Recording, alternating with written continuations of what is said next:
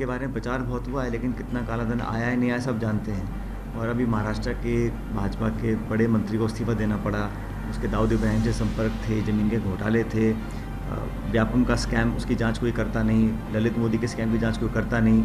लेकिन हरीश रावत जी ने किससे फ़ोन में बात करी, उसको लेकर सीबीआई जांच कर रही है। तो ईडी हो, सीबीआई हो, एजेंसीज हो, सब गैर भाजपा नेताओं को टारगेट कर रही हैं।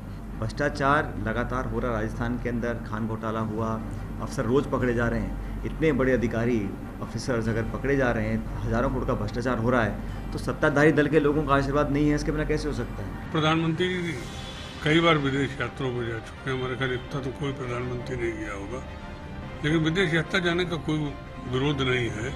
लेकिन उन यात्राओं से क्या मिल रहा है हमको, देश को क्या अब तक मिला, इस पे भी व्हाइट पेपर शो होना चाहिए। देखिए, भारतीय जनता पार्टी ने जिस तरह से वायदा करके काला धन लाना और जनता के को 15 लाख पर हेड पैसे देने की बात की थी, काला धन तो आया नहीं, लेकिन लोगों का दिवालियापन जरूर निकलने, किसान आत्महत्या करने लगे, व्यापारी सड़कों पे आ गए, और बेरोजगार की जिस तरह की जो हालात वर्तमान में बने हुए हैं, ये बहुत ज़्यादा त्राहिमाम है। और काला धन के नाम पे तो शायद यहाँ आया नहीं आया, लेकिन रामदेव के जरूर इसका फ़ायदा हुआ काले धन के नाम पर। भरत, मैं आपका रुख करना चाहता हूं। देश के भीतर छिपे काले धन का जिक्र कर रहे थे और कुछ डिफॉल्टर उद्योगपतियों का नाम आ रहा था, मैं उसी से जुड़ा सवाल करना चाहता हूं। उसके साथ फहरिस्त और बड़ी की जा सकती है अगर देश के भीतर छिपे काले धन की बात की जाए, और क्या नरेंद्र मोदी सरकार को सबसे पहले इसी बात पर गौर करना चाहिए? देखिए, ऐसा है, अपने राजस्थान में कहावत है, जिसकी खाए बाजरी उसकी बजाय हाजरी। तो जिन लोगों से उन्होंने चुनाव में बड़ा बड़ा पैसा लिया है, जितना पैसा भाजपा ने इस चुनाव में, आम चुनाव में खर्च किया है, उतना तो हमने कभी देखा ही नहीं खर्च होता हुआ। तो जितना पैसा इन्होंने लिया है वो सब काला धन है। तो जिन लोगों से पैसा लिया उनके नाम आएंगे, सवाल ही पता नहीं होता। तो आप तो ये उम्मीद लगाना छोड़ ही दीजिए कि जो देश में काला धन है उस पर रोक लगा पाएंगे। भंवर सिंह जी ने एक बात का जिक्र किया था, डिफॉल्टर उद्योगपतियों का नाम लेते हुए बताया कि देश के भीतर ये काला धन है। आपको लगता है किसी और रूप में भी काला धन छिपा है? जी बिल्कुल छुपा है। ये उद्योगपतियों के अलावा, देखिए, सबसे बड़ी बात है, जैसे भाजपा ने पहले एफडीआई का बहुत विरोध किया, जब वो सत्ता में, एफडीआई ये है, एफडीआई में काला धन है, 80% काला धन है। आज अपनी सबसे बड़ा अचीवमेंट बता रहे हैं वो कि देखिए हमारे आने के बाद एफडीआई में कितना ग्रोथ हो गई है। तो क्या मोदी जी को पता नहीं है कि एफडीआई सारा मॉरिशस के रास्ते वापस आ रहा है, हमारे हिंदुस्तान में हमारे पैसा वापस आ रहा है? तो ये भी काला धन का फॉर्मेट है, और ये पैसा हमारे ही वहां जाता है, वहां से वापस आता है, उसको हम अचीवमेंट बता देते हैं। तो क्या एक्शन लेगी इस पे सरकार? भंवर सिंह जी, इसके साथ ही जीडीपी वाला सवाल भी आ जाता है कि मोदी कहते हैं करप्शन रुका, लोगों का भरोसा बढ़ा, देश की तरक्की बढ़ी है, देश बढ़ रहा है। मोदी बोलते हैं वो कुछ नहीं बढ़ रहा जी, खाली बातों से। अभी पंजाब पीएनबी का, कैनरा बैंक का, एक मिनट, एसबीआई का 36,000 करोड़ रुपया फॉरफिट करना पड़ा, डूबा हुआ उनको। तो ये हो रहा है क्या? ये 36,000 करोड़ देश की संपत्ति है, देश के विकास में काम आ सकता है ना। डूबा कहां पर? यहीं डूबा, हिंदुस्तान में। हिंदुस्तान के पूंजीपति खा गए, उसको राइट ऑफ करना पड़ा, उनको रिकवरी नहीं कर पा रही है सरकार। ये एसबीआई सरकारी बैंक आदमी कैसे रिकवरी करेंगे? वो नहीं आदमी है सब। ये आज का आंकड़ा 36,000 करोड़ रुपया जब बनेगा, जब प्रोविजन बनेगा तो प्रॉफिट एंड लॉस अकाउंट के डेबिट में आएगा। जब एक मिनट सर, फॉरफिट नहीं हुआ है, मैं फिर कह रहा हूँ, मैं फिर कह रहा हूँ, सर आप मेरी बात सुनिए ना, आऊंगे सुरेश जी, बोलेंगे एक साथ, सब लोग बोलेंगे, सुन नहीं पाएंगे दर्शक। वो सुनिए एक बार, सुरेश जी दूंगा आपको मौका। अश्विनी जी, जो ये बात कर रहे हैं, देखिए जो चीजें हुई, लगातार सरकार ने बात कही है, जो बात कर रहे हैं उस बात की कर रहे हैं कि जो बद्दी का दौर रहा उसमें प्रोविजन रहा। एसबीआई के लिए 36,000 करोड़ रुपए दिए गए या नहीं किसकी सरकार के मत से?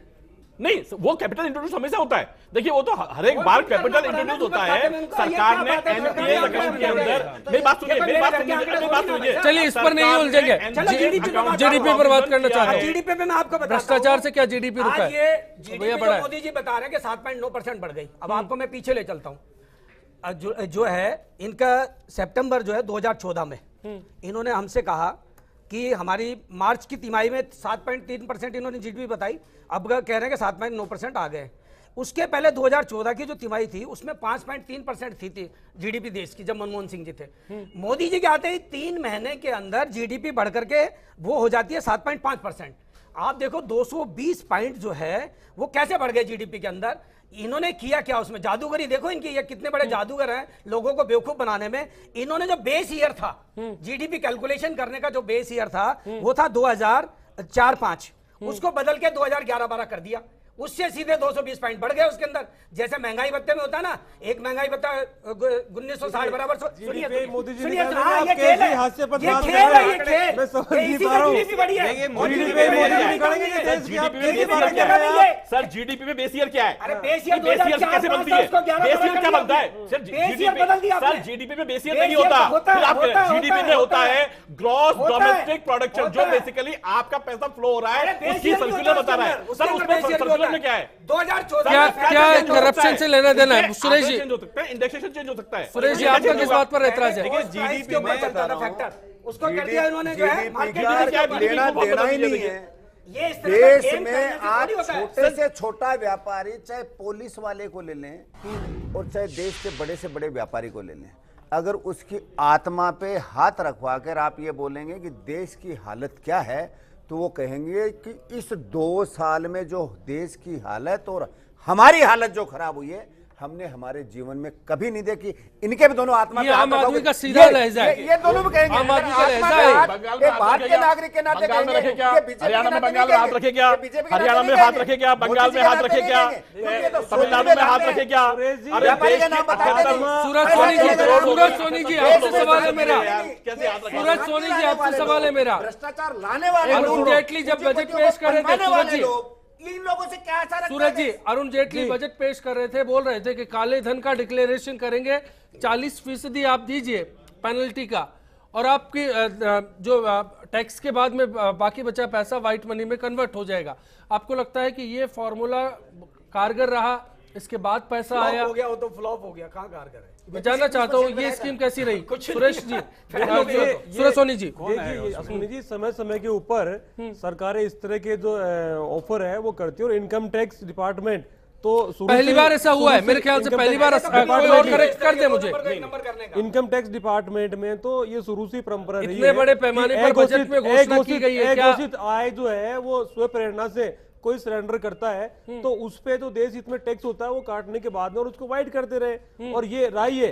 लेकिन बीच में अभी सुरेश जी को ये तकलीफ दे होगा, मैं जो वाक्य कह रहा हूं कि इनकी सरकार के रहते समय बड़े बड़े नेता, जिसमें राजस्थान के बहुत बड़े नेता थे, उन्होंने एक नया फार्मूला निकाला। अभी तो मॉरिशस की बात कर रहे थे, आप तो नाम बताओ, मॉरिशस की बात कर रहे थे। नाम बताओ ना, बहुत बड़ा नेता नहीं है, ऐसे नहीं। आप तो नाम बताएं, बहुत बड़ा नेता एकदम से हजारों के शेयर करोड़ों में कन्वर्ट करके और ब्लैक मनी को व्हाइट मनी में करने का जो फार्मूला लेकर के आए, वो फार्मूला देश को नुकसान को रहा है। आज इनका जो फार्मूला था वो राजस्थान की जनता को फायदा हो रहा है। मैं रिपोर्ट कर दी, मोदी के साथ आपने विदेशों में पैसा भेज दिया, राजस्थान के मुख्यमंत्री अशोक जी गहलोत, जिनके खिलाफ ईडी में मामला दर्ज हुआ है, और मॉरिशस की कंपनी में सैकड़ों के शेयर हजारों में कन्वर्ट करके एकदम से फार्मूला करके ब्लैक मनी देश की राजस्थान की दाढ़े खून पसीने को कमाई थी, उसको हमारे प्रदेश के ईडी में मामला दर्ज हुआ। मेरे पास खनिज घोटाला हमारे कांग्रेस ने आधार बात करें चालू किया।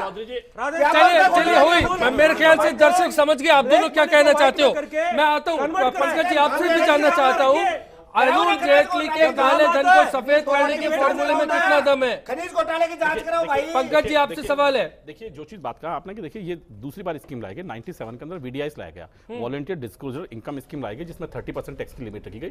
टैक्स रेट्स हाई होने के बावजूद भी उस टाइम टैक्स रेट 30% रखी गई, जिसके अंदर वीडीआईस में पैसा आया, जिनके उनके चीजें की गई। अभी जो आप बात करेंगे 45% हो गया, 45% जो है इस बार कहा गया, 30% ईयर 15% पेनल्टी, जो ये टोटल 45% रखा, क्योंकि बेसिकली टोटल यदि आप किसी भी चीज का तो लगभग जो टैक्स रिलायबिलिटी जो आती है वो 45 से नीचे आती है। इसलिए उन्होंने कहा भी 45% जो भी पैसा जमा कराता है उसको जो है वो जमा करा करके अपने पैसे को जो है यहां पर जो है एक नंबर में लेकर के पूंजी अपनी कैपिटलाइज बढ़ा सकता है। और ये जो स्कीम है ये 1 जून से चालू हुई है, और 1 जून से चालू होने के बाद निश्चित रूप से देखिए इसके जो परिणाम है 135 करोड़ रुपए, मेरे पास आंकड़ा है 135 करोड़ रुपए हुआ है सर वो, लेकिन अभी 3-4 डेज हुए हैं। अभी मैं कह रहा हूं 1 तारीख से 1 जून से चालू हुई है एप्लीकेबल, क्योंकि 1 जून से ही चालू होना था इसको। को इंप्लीमेंटेशन होना था। 1 जून से इंप्लीमेंटेशन आपको लगता है आगे कारगर होगा, इससे काला धन आएगा? देखिए निश्चित रूप से देखिए निश्चित रूप से आपने क्या किया? आपने ये तो उस पर डिपेंड हो आप पूरी तरीके से। आप क्या लेके आए उसमें? ये आप क्या लेके आए? ये तो आप जो दे रहा है उसके पास आगे आप क्या लेके आए उसमें? अभी देश की जनता ने 5 राज्यों में और ये विदेशों में घूमते रहे, मजे करते रहे। 4 लाख करोड़ रुपए बोलते हैं अच्छी पार्टी है मोदी जी के नहीं पहली बार आए ना चुनाव हुए हैं, उसमें कितना बहुमत आया? क्या बात कर रहे हो? कितना नहीं आए? आएगा भी नहीं आएगा। पहली बार आए कांग्रेस से कम परसेंट भगवान करे वोट परसेंट आपका बढ़ा रहे और शासन हमारा रहे। ब्रेक लेते मेरे ख्याल से गर्मा गर्म माहौल हो चुका है। ऐसे हालात में जवाब लेके लौटेंगे कि आज आपकी क्या राय है सवाल को लेकर। छोटा सा ब्रेक। उन्होंने भ्रष्टाचार पर काफ़ी अंकुश लगाया है, जो कि आज भी सभी को लगाने में जुटे हुए हैं। और आज सभी मंत्रियों को एक साथ मतलब उनका एक नारा है, ना हम सोएंगे ना सोने देंगे, ना हम खाएंगे ना पीने देंगे, हम सभी को भ्रष्टाचार को मिटा के रहेंगे। SIT रिपोर्ट आने दो, काला धन भी वापस आए।